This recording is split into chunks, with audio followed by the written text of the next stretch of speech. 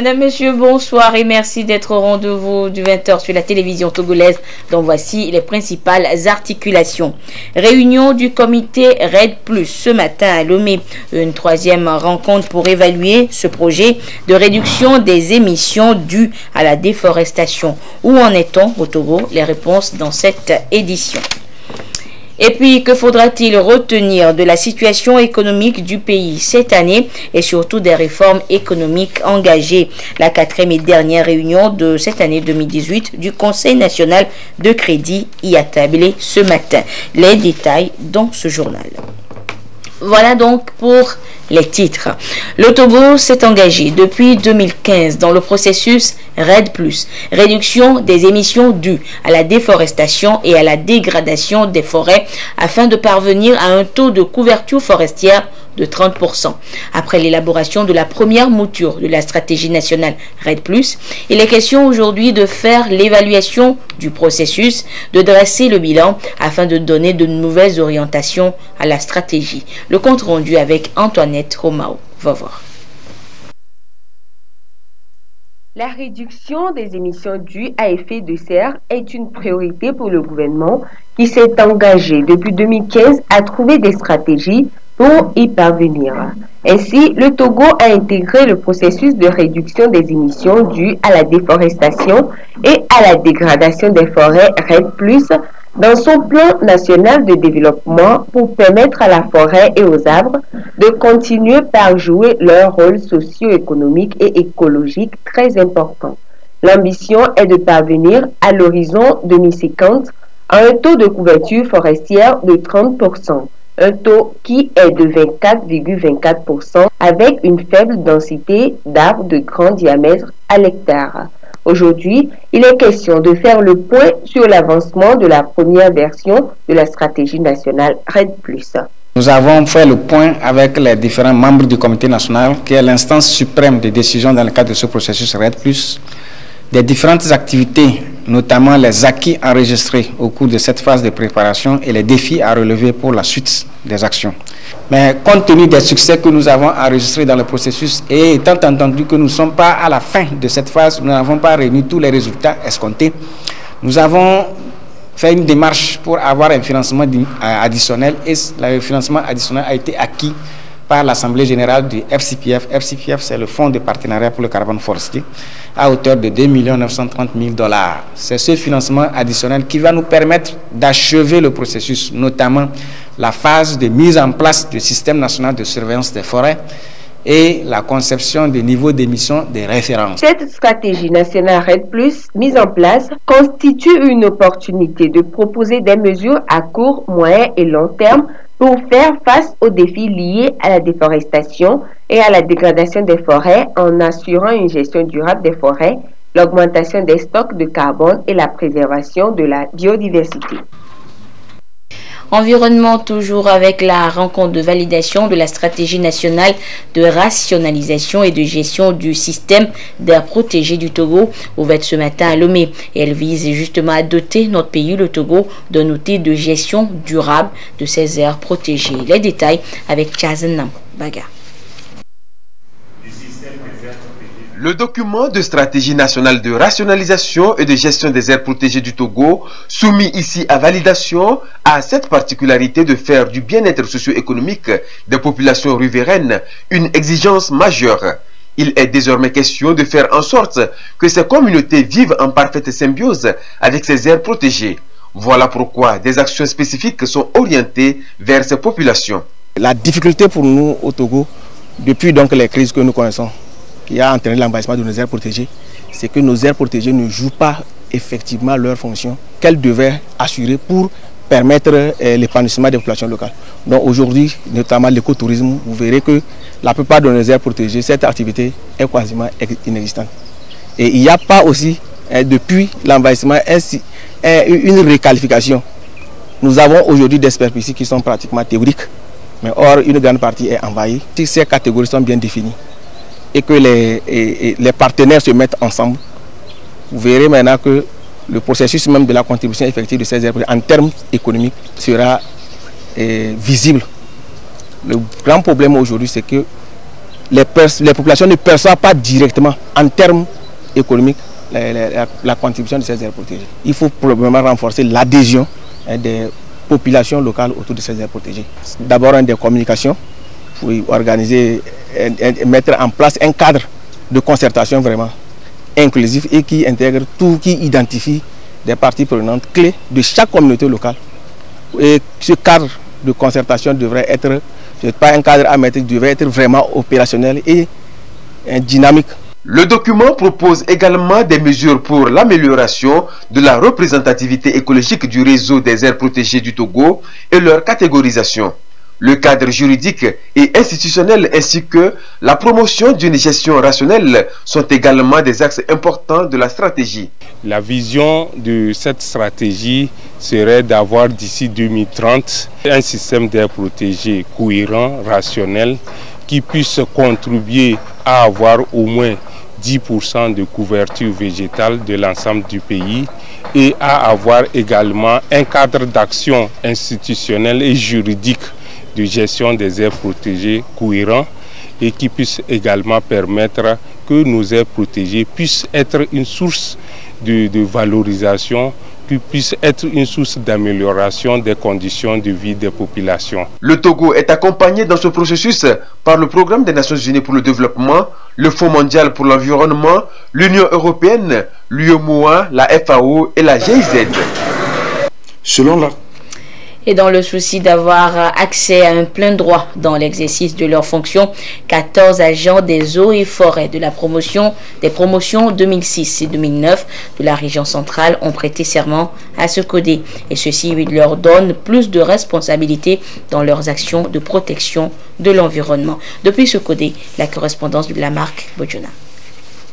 96 du Code forestier, les agents des eaux et forêts doivent prêter serment avant la prise de fonction.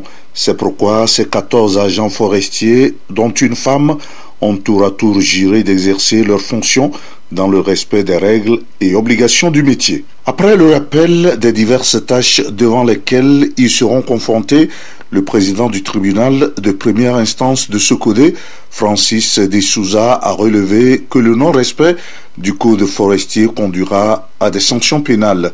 Le directeur régional de l'environnement se réjouit de l'agrandissement du corps des forestiers pour le contrôle et la préservation de l'environnement dans la lutte contre le braconnage, les feux de brousse et le rejet des substances chimiques dans la nature. Un agent forestier nouvellement recruté doit prêter serment parce qu'il aura à affronter la population. Il doit exercer son métier dans les règles de l'art. Il doit respecter la loi.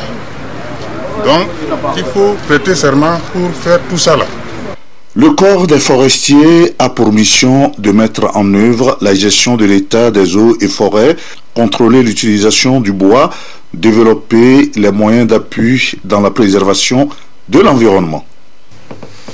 Je vous le disais également en titre, le Conseil national de crédit de la BCEAO a tenu ce matin à Lomé sa 4e et dernière réunion pour le compte de cette année 2018 et sous la présidence du ministre de l'économie et des finances. 4 points essentiels étaient à l'ordre du jour: la situation économique du pays, l'évolution du secteur financier et les réformes structurelles engagées par l'État, entre autres. Voyons tout cela avec Mathias Douglo et Carmen Madji à Capo. La croissance économique du Togo est en constante amélioration. Son taux est en hausse.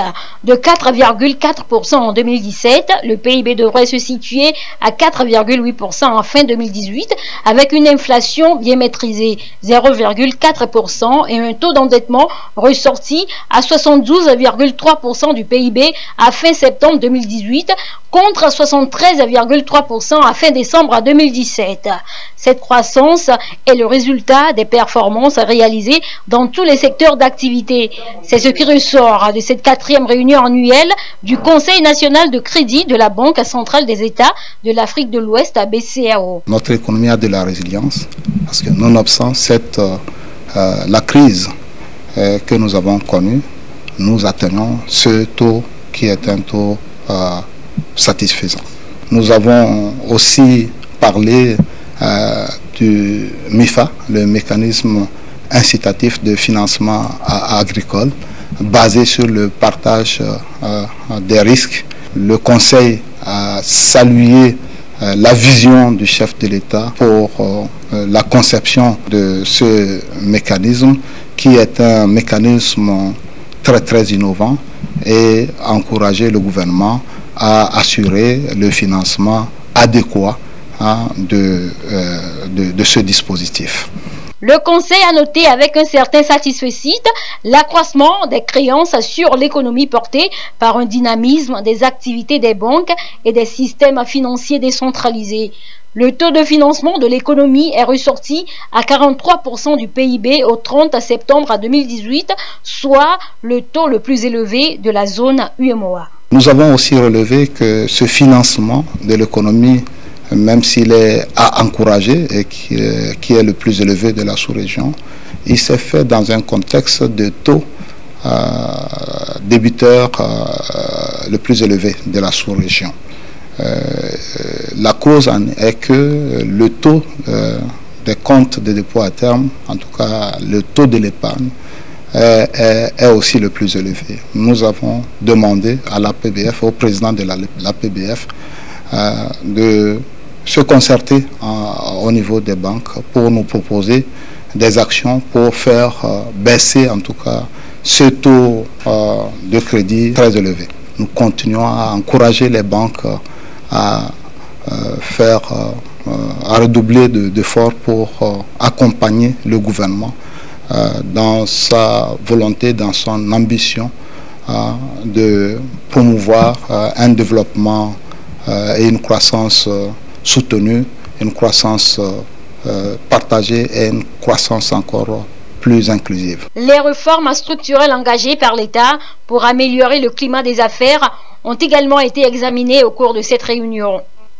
Les membres du Conseil ont exhorté les institutions financières à soutenir le mécanisme incitatif de financement agricole MIFA, lancé en juin dernier par le président de la République pour révolutionner le secteur agricole. Le Conseil a par ailleurs salué le dynamisme des bureaux d'information sur le crédit BIC, dont le taux de remplissage s'est nettement amélioré avec 500 000 abonnés. Le Conseil a en outre félicité la mise en œuvre qualifiée de satisfaisante du programme soutenu par la Facilité élargie de crédit FEC, qui a permis un nouveau décaissement de 34 900 000 $ américains, soit environ 17 milliards 450 millions de francs CFA de la part du Fonds monétaire international FMI. Le monde évolue et la technologie gagne du terrain. Depuis quelques années, l'écosystème économique des pays a connu un bouleversement. Les services financiers sont maintenant développés à partir de moyens de transactions électriques comme les services financiers mobiles, les cartes magnétiques. Ce type de service est dénommé finance digitale. Qu'est-ce que la finance digitale et quels en sont les avantages? Les réponses dans ce dossier signé Carmen Madji Akapo. La finance technologique représente plus de 50% des 270 offres de mobile banking commercialisées dans le monde.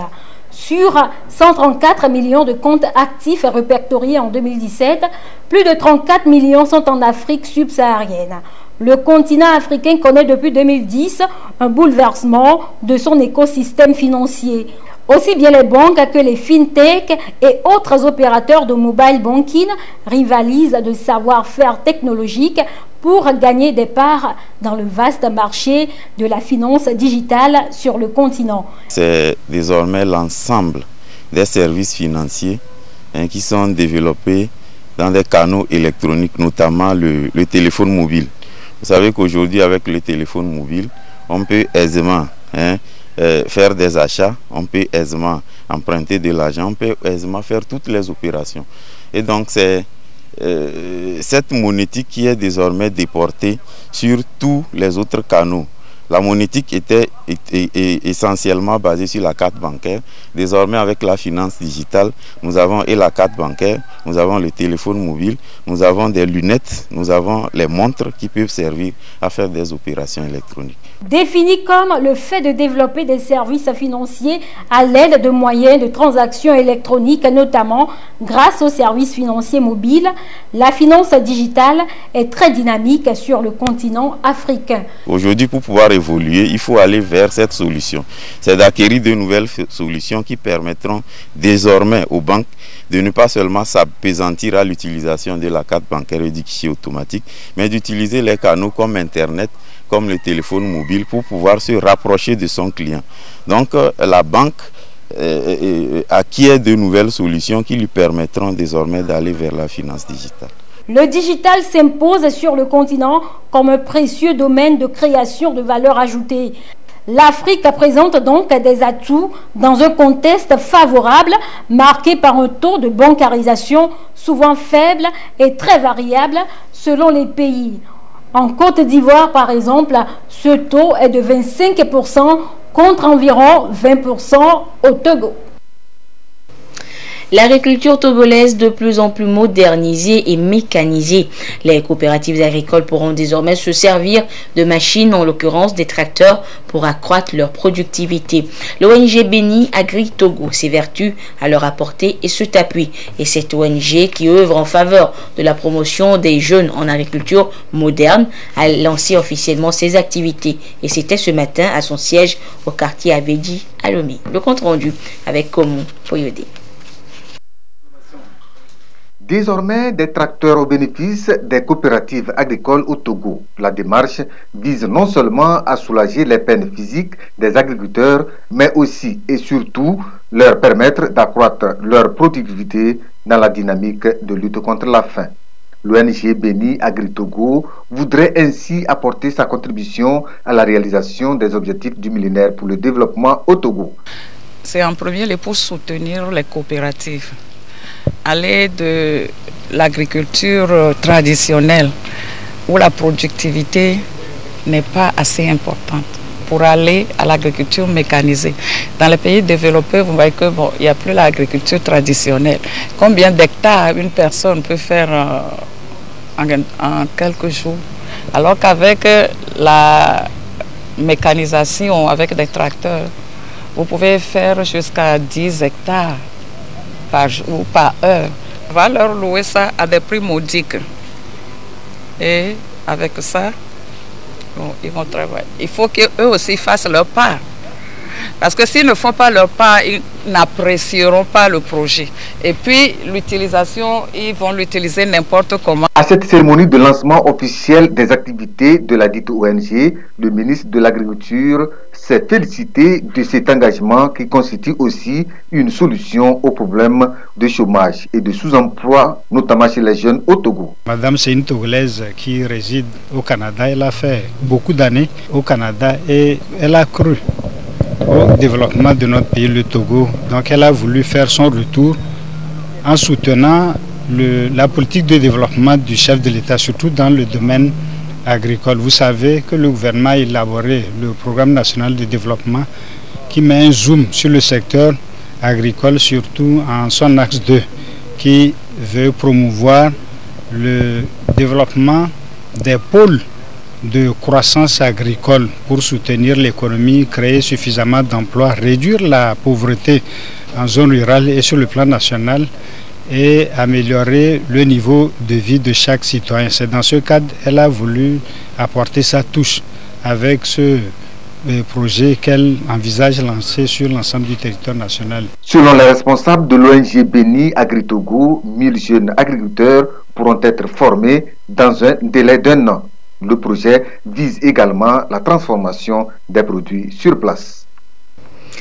Si vous résidez dans le canton de Togolé-Copé et de ses environs, eh bien, vous pouvez désormais vous procurer facilement du bétail, particulièrement les petits ruminants et surtout en cette période de fête. Un nouveau marché vient d'être inauguré à Togolé-Copé Dégomé, précisément. L'idée vient de la préfecture d'Agouenivé, de la délégation spéciale de la dite préfecture, qui veut ainsi offrir aux commerçants de petits ruminants un cadre propice pour la promotion de leurs activités génératrices de revenus. Rachel Aokou pour le compte rendu. Bienvenue au marché à bétail de Togolé-Copé Dégomé. Ici se fera désormais la commercialisation des petits ruminants pour le compte du canton de Togolé-Copé. Le site s'étend sur 1 hectare et comprend plus d'une soixantaine d'étalages et 2 entrepôts. Plusieurs commerçants se sont enregistrés et animent déjà le site. Le bétail pour la plupart vient de la région des savanes et un dispositif est mis en place pour aider les commerçants à booster leurs affaires. Ensemble avec la coopérative islamique des finances, nous avons essayé de financer près de 10 millions déjà à nos frères commerçants pour qu'ils aillent acheter le bétail. Et un suivi doit être fait. Le préfet d'Agouenivé, que nous saluons, a eu l'initiative d'organiser dans sa préfecture la manière dont on aura de la viande saine et la manière dont les acteurs eux-mêmes peuvent se prendre en charge et payer les impôts comme ils le doivent. Un marché à bétail dans le canton de Togolé-Copé, un projet réalisé conjointement par la préfecture d'Agouenivé et la délégation spéciale de la préfecture d'Agouenivé qui veulent répondre aux besoins sans cesse croissants de la population en matière d'infrastructures commerciales. C'est donc pour répondre à un besoin et également permettre aux jeunes qui ont choisi d'entreprendre dans le commerce de petit bétail de trouver un cadre idéal pour faire leurs affaires. Le marché de petit bétail de Dégomé ne remplace pas les autres marchés officiels qui existent, comme le marché de Kakaveli ou le marché de Bossimé. Mais seulement, il n'est pas permis d'aller créer un autre marché ailleurs, parce que la création du marché, la gestion des marchés est de la compétence de l'État ou des démembrements de l'État. Donc j'invite tous ceux qui hésitent ou pensent qu'ils peuvent eux-mêmes créer des marchés, je les invite tous à venir chercher de la place dans ce marché et donc pour continuer leur activité. L'inauguration de ce site vient s'ajouter à la liste des travaux entamés dans ce canton pour son développement, à l'instar d'un marché en cours de construction et d'une charcuterie moderne visant à améliorer les conditions de vie de la population. L'Agence nationale de promotion et de garantie de financement des PME-PMI a 10 ans. Une décennie au service des PME-PMI et de jeunes entrepreneurs qui aura contribué à la croissance de l'économie togolaise, mise en place par le gouvernement togolais. En 2006, pour assister et encadrer les jeunes entreprises, cette institution fait le bilan de ses activités 10 ans après. Le dossier est signé Carmen Madji Akapo. Le PMI joue un rôle primordial dans le système socio-économique. En matière de création et de maintien de l'emploi, par exemple, elle contribue à près de 44% de la main-d'œuvre dans l'économie.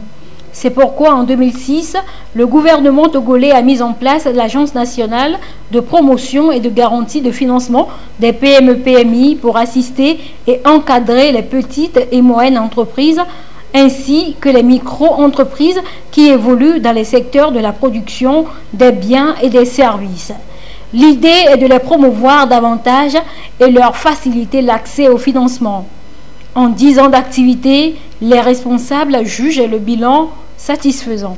En termes de bilan, je peux dire qu'aujourd'hui, à fin 2018, l'NPGF a mis en place un peu plus de 7 milliards de francs CFA. Nous avons accompagné financièrement les entreprises, 300 entreprises en gros. Et en termes de renforcement des capacités, puisque tous les mois, nous offrons des mercredis de l'entrepreneur pour les promoteurs, les porteurs de projets, la moyenne de participation, c'est entre 80 et 100. Donc, je peux dire qu'annuellement, nous sommes entre 1000 et 1200 formations. À côté de ça, nous faisons des formations pratiques. Lorsqu'un promoteur vient nous voir avec un dossier pour solliciter un financement, nous regardons dans le dossier, dans son plan de business plan, s'il est vraiment outillé pour poursuivre, pour faire cette activité. Lorsqu'il n'est pas, nous lui demandons de se former. Nous lui offrons une formation en management, en comptabilité, qui lui permet de prendre en charge sa structure. En termes de garantie, une cinquantaine d'entreprises ont bénéficié d'un montant global de 1,1 milliard de francs CFA. La NPGF a également placé l'épanouissement de la femme au cœur de ses actions. Chaque année, l'agence finance 2 PME-PMI de femmes pour un montant de 20 millions de francs CFA. Pour les années à venir, la NPGF prévoit de mettre en place une provenderie moderne, un centre de démonstration et de transfert de technologie et un centre de renforcement de capacité pour les PME-PMI. Nous avons également en vue la mise en place d'un centre de démonstration et de transfert de technologie. De quoi s'agit-il? Nous sommes en partenariat avec la DPME du Sénégal. C'est là-bas que nous avons mis cette expérience-là. Il s'agira d'avoir un espace. Il faut noter qu'au Togo, nous n'avons pas beaucoup d'industrie. Ce que nous voulons, dans un premier temps, c'est d'avoir la petite industrie. L'espace là sera dédié, un espace où nous allons exposer une cinquantaine de machines physiques et 200 technologies virtuelles. Donc, le promoteur qui va venir dans ce centre, il y aura un ingénieur agronome pour le guider, viendra avec son projet pour dire, bon, par exemple, moi je fabrique des tomates, en période d'abondance, j'en ai tellement, les tomates pourrissent, et en période de crise, la tomate est excessivement chère. Moi, je vais transformer la tomate. Donc, on lui conseille la machine qu'il a, comment l'utiliser. Si ce que nous avons sur place ne correspond pas et qu'il faut une machine beaucoup plus grande, plus petite, c'est adaptable. L'agence a également accompagné 8000 entreprises en renforcement de capacité et de formation ciblée. Toutefois, l'agence se trouve confrontée à certains défis. Défis qu'elle compte bien relever en mettant en place de nouvelles stratégies, notamment l'instauration des mécanismes de paiement direct et les décaissements de façon successive. Ce communiqué du ministre de la Sécurité et de la Protection civile pour poursuivre cette édition. Sur réquisition numéro 7413 /PR 2018 du 26 décembre 2018 du procureur de la République près le tribunal de première instance de Lomé, les forces de défense et de sécurité ont procédé ce jeudi 27 décembre 2018 de 6h à 15h à une opération de prévention de la criminalité dans les quartiers Champ de Tir, Bernard Copé à Guazongo, Toglé Copé à Linka, Fidikwi et Demakwe dans la préfecture d'Aguanivé, visant à protéger les populations et leurs biens dans un contexte où la recrudescence de la criminalité devient de plus en plus inquiétante. Elle a été menée à travers des actions de contrôle et de réquisition dans le respect des textes en vigueur. Au cours de cette opération, 86 personnes suspectes, dont le nommé Alassani Kamaru, au domicile de qui il a été découvert divers objets compromettants, notamment un fusil de chasse, des cartouches de 12,5 mm, 2 machettes et 6 massues, ont été interpellés. Elle a en outre permis de saisir une voiture et 171 motos sans ou avec pièces, ainsi que des drogues. Les personnes interpellées ont été conduites au fichier central de la gendarmerie nationale pour identification et enquête approfondie afin de présenter à la justice celles qui seront dans le cas de l'être. Le ministre de la Sécurité et de la Protection civile remercie les populations des localités concernées pour leur compréhension et leur collaboration. Il invite l'ensemble de la population togolaise à rester vigilante face à cette situation et à participer aux côtés des autorités compétentes aux actions de prévention sécuritaire des forces de défense et de sécurité. Hors du Togo, au Sénégal, le dépôt des candidatures pour la présidentielle a pris fin hier. Près d'une vingtaine de dossiers ont été déposés et le Conseil constitutionnel doit désormais les vérifier et publier la liste des candidats retenus au plus tard le 21 janvier 2019, c'est-à-dire 35 jours avant le premier tour prévu le 24 février 2019. Et pour cette présidentielle, une grande nouveauté: les parrainages. Les précisions avec Ulrich Amega et Ekwi Salah. Près de 20 dossiers ont été déposés au Conseil constitutionnel sénégalais où ils doivent désormais être contrôlés avant validation, avec une grande nouveauté pour la présidentielle du 24 février 2019, le parrainage. Ce qui a obligé chaque candidat à déposer près de 53 000 signatures d'électeurs à travers tout le pays. Dans cette course à la présidence du Sénégal, un seul candidat se dégage, le président sortant Macky Sall. L'actuel président pourra compter sur le soutien de nombreux partis, notamment les socialistes d'Ousmane Tanor Dieng, qui ne se présenteront pas. Une première depuis les indépendances. Parmi ces candidats figurent également des inconnus, tels que Khalifa Sall, en prison depuis mars 2017 et qui attend la décision finale de la Cour suprême le 3 janvier sur sa condamnation à 5 ans de prison. De l'autre côté se trouve Karim Wade, en exil au Qatar, qui pourrait voir sa candidature rejetée par le Conseil constitutionnel. La classe politique sénégalaise est donc en plein mouvement en attendant la publication définitive des candidatures retenues au plus tard le 21 janvier 2019, soit 35 jours avant le premier tour des présidentielles prévu pour le 24 février. Retour en page nationale avec l'actualité sportive, avec la dernière page des sports de cette année 2018 avec notre ami de tous les jeudis, Claude Ama. Claude, bonsoir. Bonsoir Anita. L'ouverture du championnat national de basketball ce matin à Lomé et la 6e édition du tournoi Challenge de karaté seront donc au menu ce soir. Et justement, nous démarrons par le championnat national de basketball qui a pris son envol ce matin. Pour cette édition 2018, 12 équipes masculines et féminines partent à la conquête des trophées mis en jeu. En match d'ouverture chez les messieurs, Swallows de Lomé a disposé de Tchévier Basketball Club 49-23. Reportage Johnson Afflip. Swallows de Lomé, Tchévier Basketball Club, CBBC, une des confrontations au menu de la première journée du championnat national de basketball 2018. Les Swallows en noir ont opté pour l'offensive tout de suite, histoire de ne jamais laisser leur adversaire gagner en confiance. Les hirondelles de Kégué ont donc dominé. CBBC de son côté a fait de la résistance, mais s'est incliné partiellement, 10-28 à la pause. Au cours de la seconde moitié de la rencontre, CBBC resserre les lignes et semble plus menaçant. Mais cela n'est pas suffisant pour revenir à la hauteur de Swallows qui marche tranquillement vers son succès, 49-23.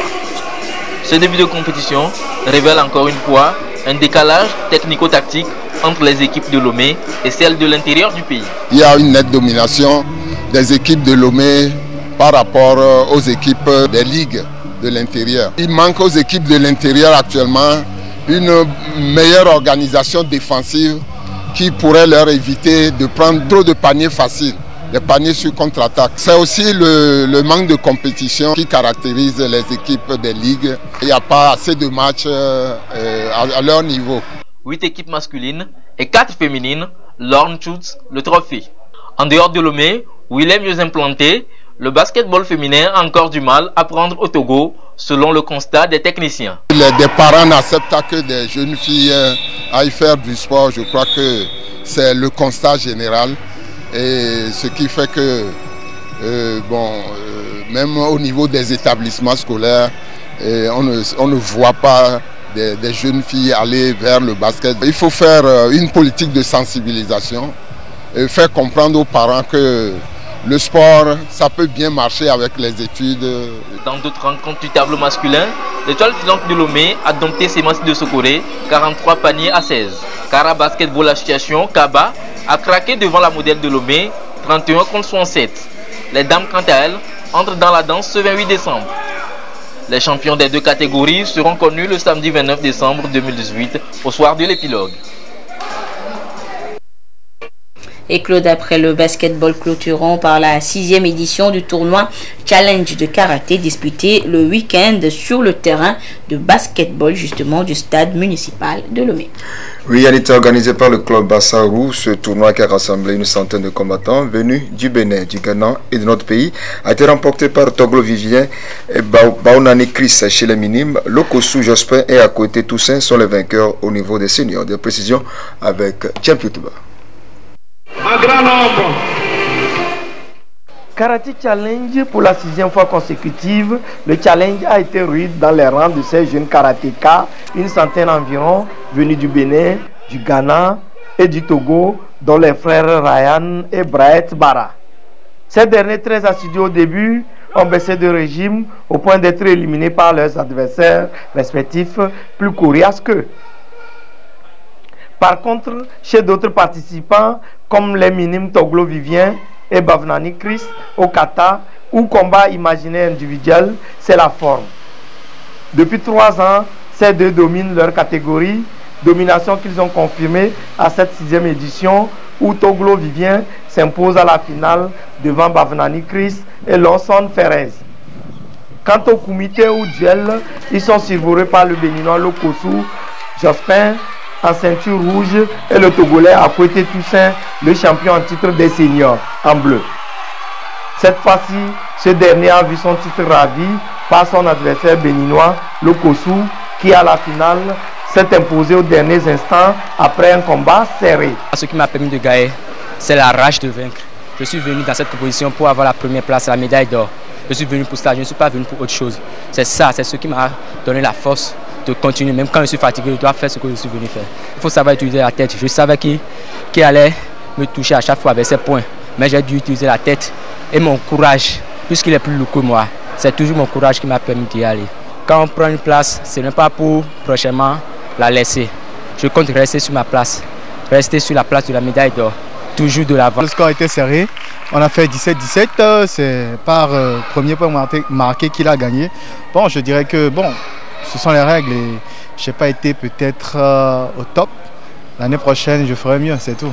J'apprends de mes erreurs et je me relance. Toute compétition qui se termine dans de bonnes conditions a de quoi réjouir ses promoteurs. Pour nous, c'est de donner l'enjeu aux jeunes pour qu'ils se mettent au travail et se préparer à être de futurs champions. Au niveau des katas, il y a de très jeunes Togolais qui, si on les encadrait, peuvent vraiment faire mal dans la sous-région.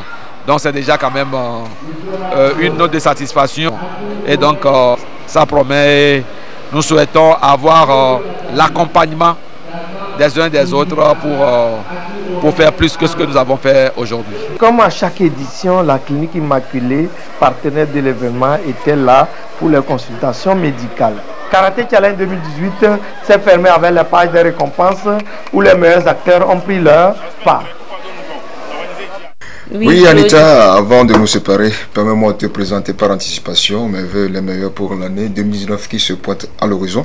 Rien que du bonheur pour ta famille et toi, sans oublier évidemment nos amis télésportifs. Sport et détente de samedi, ce serait l'affaire de Jean-Kofi Eddy. Merci beaucoup Claude. Et puis on souhaite déjà pour 2019 plus d'actualités sportives. Et là, on se dit Claude à l'année prochaine. Inch'Allah. Et Claude, sûrement que tu aimes la musique. J'adore la musique. Et tout le monde aime la musique, mais ce n'est pas tout le monde qui sait jouer d'un instrument de musique. Et lorsqu'on regarde de tout petits jouer au piano, cela donne des sensations et surtout de l'émerveillement. Ils étaient donc nombreux à prester au Palais des Congrès de Lomé samedi dernier. Des enfants de 6 à 15 ans sur des touches blanches et noires de piano qui ont fait découvrir au public de grands noms de la musique. Augustin Kossi pour le compte rendu.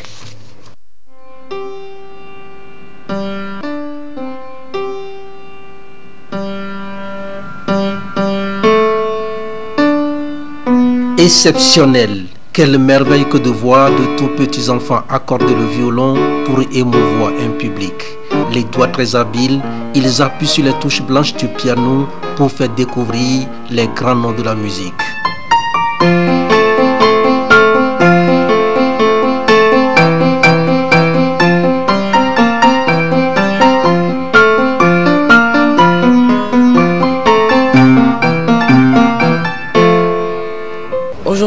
interpréter le morceau Rondo Grazioso du Sec. J'ai commencé en 2013 à jouer au piano et j'apprenais grâce à des livres qu'on nous a fournis pour apprendre, et à chaque fois il y a des degrés. Donc à chaque degré on continue à avancer jusqu'à ce que je n'arrive à ce niveau aujourd'hui. Un programme bien concocté avec un menu bien agrémenté, du jazz, le classique ou bien même des airs de Noël.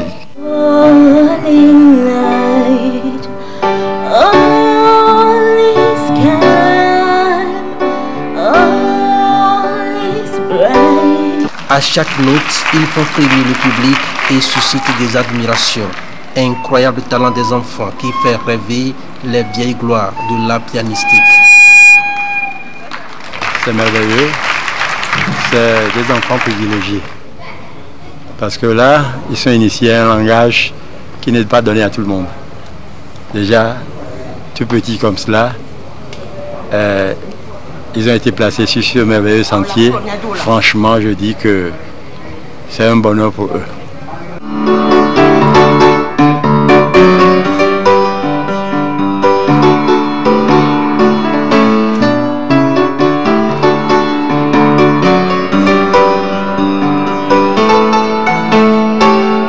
Ce n'est pas facile, mais ces enfants y sont parvenus. Le promoteur, c'est celui-là, Cyprien Agbetiefan, l'homme qui s'évertue depuis plus de 23 ans à initier les enfants à ce nouveau langage. C'est pour évaluer les travaux fournis par les enfants au cours de l'année surtout, et pour les éduquer à affronter un public. Nous avons un programme scolaire et c'est en conséquence de ce programme scolaire que nous leur attribuons une partition d'un compositeur selon le niveau de l'enfant. Le concert d'édition du piano pour les enfants a lieu chaque année et ce depuis 1995.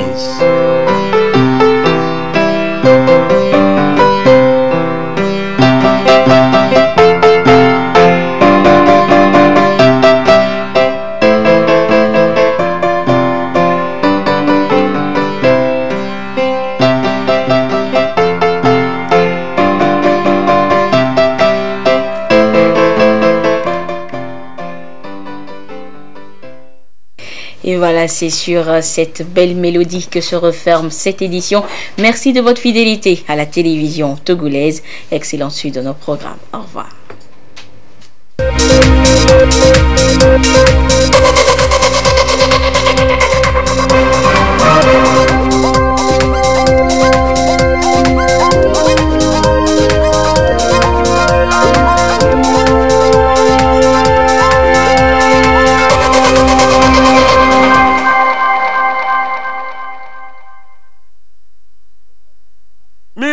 Shinamobe